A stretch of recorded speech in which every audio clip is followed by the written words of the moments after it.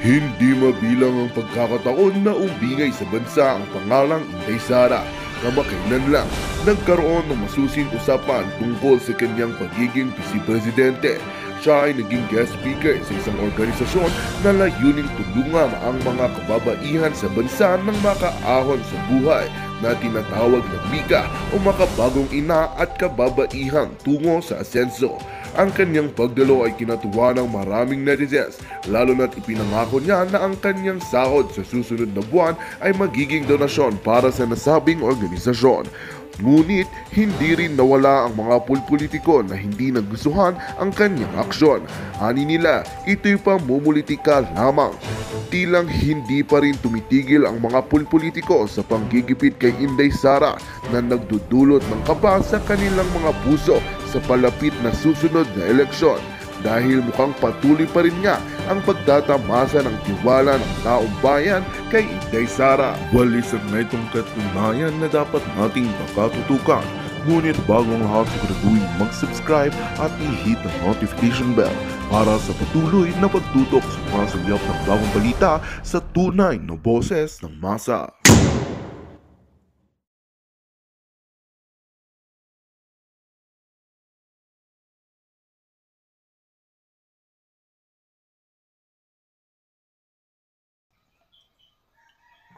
Ay, pwede nang mag-order by February 1. Mayroon na pong stock. So, dito lang kayo mag-contact. First come, first serve dahil limited lang po ang production ng ating manufacturer. Pag-usapan natin ngayon ang tanong. Ang Kamara ba, si Speaker Romualdez, sinusunod pa ba ang kagustuhan o utos ng Pangulong Marcos Jr.? Okay, bakit ko natanong yan? Kasi tapos na yung reconciliatory dialogue na Speaker at ni Senate President Zubiri sa Malacanang at akala ng lahat nagkasundo na itigil ang People's Initiative. Parang wala, tuloy-tuloy pa man. At ito, lumalabas na nag-declare na ng giyera, quote-unquote, war, ang Senado sa pamamagitan ng manifesto. 24 senators signed a manifesto rejecting yung People's Initiative na isinusulong ng Kamara. Okay, pakinggan muna natin ang news na ito ng UNTV. All senators expressed its strong opposition to the controversial People's Initiative for Charter Change, allegedly being peddled by several House members. The 24 lawmakers signed a manifesto rejecting the initiative that proposes the Senate and the House of Representatives to vote jointly in amending the Constitution. Senate President Juan Miguel Zubiri says the goal of the so-called People's Initiative is to eliminate the Senate to make it easier to amend the Charter.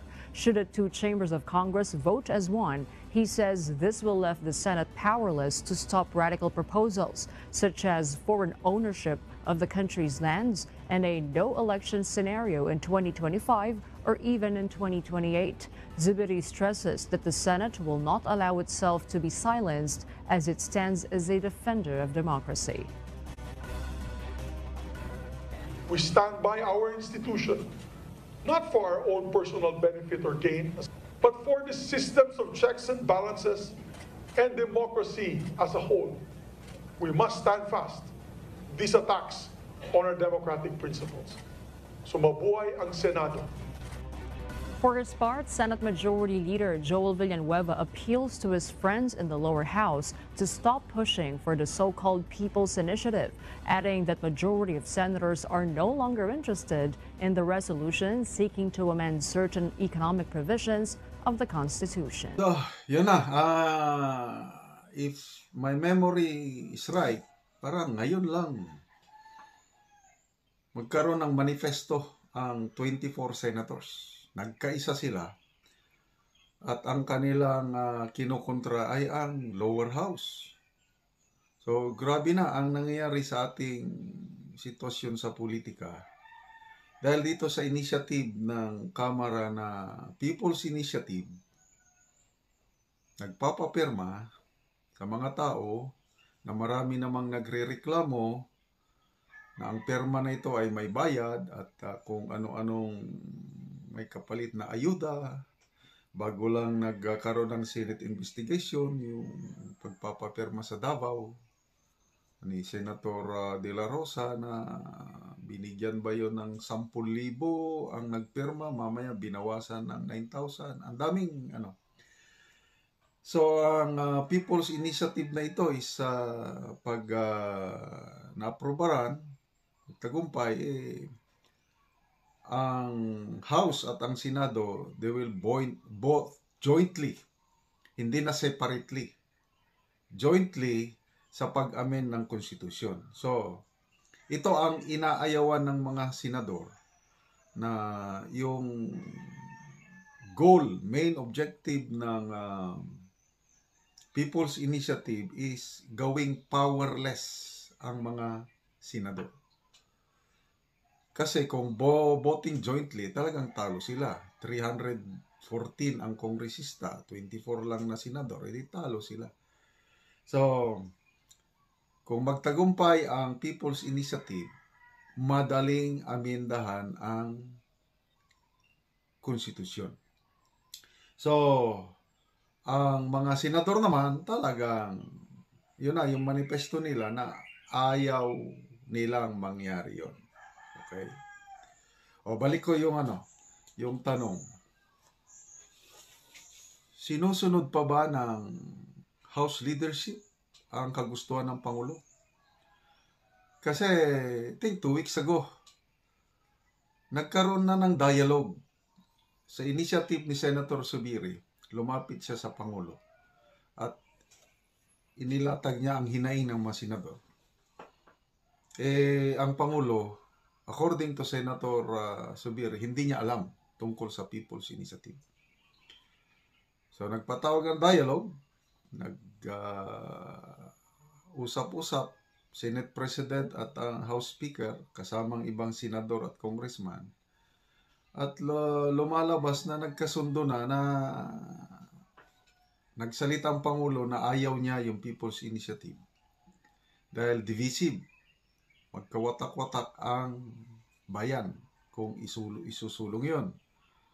Ayaw niya na matuloy yon dahil siya bilang dating senador, ayaw din niyang maging powerless ang mga dati niyang kasamang senador. So, ang lumalabas, according to Senator Zubiri, ang utos ng Pangulo, sige, charter change. Pwede, isulong niyo ang charter change. Kailang doon na kayo mag-focus sa amendments ng economic provisions. Land ownership, maraming mga restriction ng constitution natin para mag-invest ang mga foreigners. So, pumayag naman sa dialogue, pumayag si Senator Zubiri na sige, pangunahan nila ang pag-aaral tungkol sa amending the economic provisions. So, meron ng resolution na inihain sa Senado tungkol doon. Kaya lang, after that, wala, parang tuloy-tuloy pa ang lumalabas, tuloy-tuloy ang initiative sa Kamara, yung pagpapapirma. So, anong ibig sabihin nun? Parang, analysis, opinion ko lang ito parang hindi na sinunod ng House leadership ang kagustuhan ng Pangulo. Yun ang tingin ko dyan. Kaya, nung makita ng mga senador na hindi natupad ang kasunduan, yun na, nag-sign na sila ng manifesto. At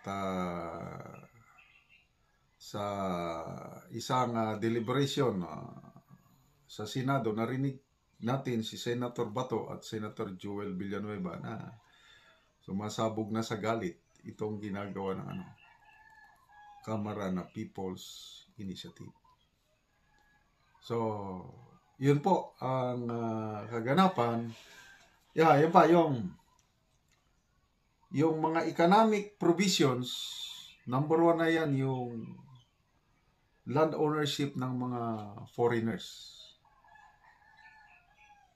Kung sabi ni Senator Subiri, kung matuloy ang People's Initiative, wala nang check and balances kasi isang botohan lang tapos na. Baka darating ang panahon na pag naamenda ng konstitusyon, yung pwede nang magmimi-ari ang mga foreigners ng land.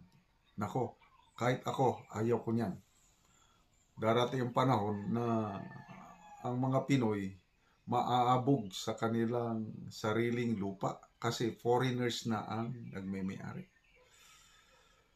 So, kung ako ang iyong tatanungin, mas gusto ko na yung status ko, yung unicameral pa rin. May check and balances.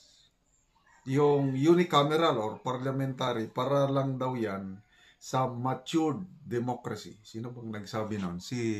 I think si Professor Clarita Carlos. Sinasabi ni Professor Carlos, tayo sa Pilipinas parang hindi pa tayo handa para sa unicameral or parliamentary form of government. Dahil sa parliamentary daw, bawal ang bobo, sabi niya. Ano pa? Yung banggit sa UNTV News na pag nagtagumpay ang People's Initiative, malaking posibilidad na wala ng eleksyon sa 2025. Papayag ba kayo?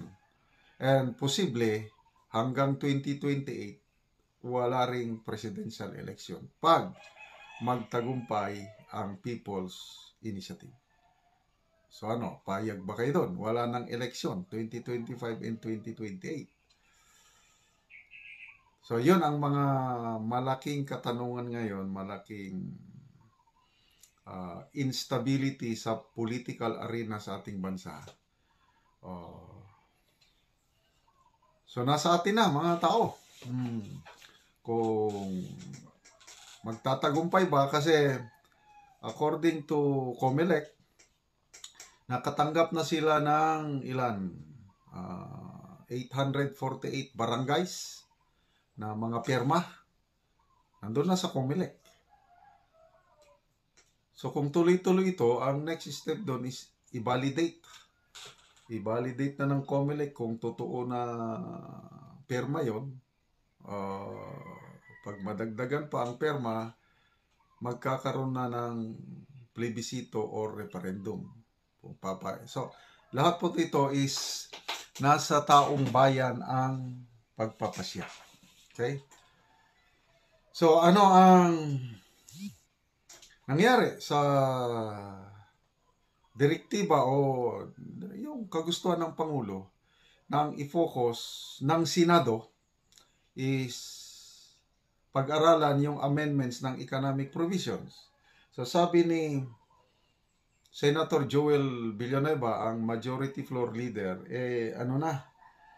hindi na sila interesado na itutuloy yung debate o talakayan para pag-usapan yung economic provisions. Kasi nagawa na yan ni Senator Robin Padilla nung bagong upo pa lang siya. Economic provisions ang tinalakay ni Senator Padilla sa kanyang mga public hearings. So nung natapos na yung ginawang mga hearings, nung mayroon ng committee report, 4 na senador man lang ang gusto. So ibig sabihin, hindi umusad ang amendments o pag-aaral ni Senator Padilla para amenda ng economic provision kasi sa mismong Senado malamig ang dating. So ganyan na rin ang mangyari. So yung kagustuhan ng Pangulo hindi na nasunod dahil tuloy-tuloy ang effort ng Kamara na isulong ang People's Initiative. So sana hindi mapahamak ang ating demokrasya. Salamat sa mga senador. Saludo ako sa 24 senators na nagperma sa manifesto na gagawin nila lahat ang makakaya nila para hindi magtagumpay ang People's Initiative.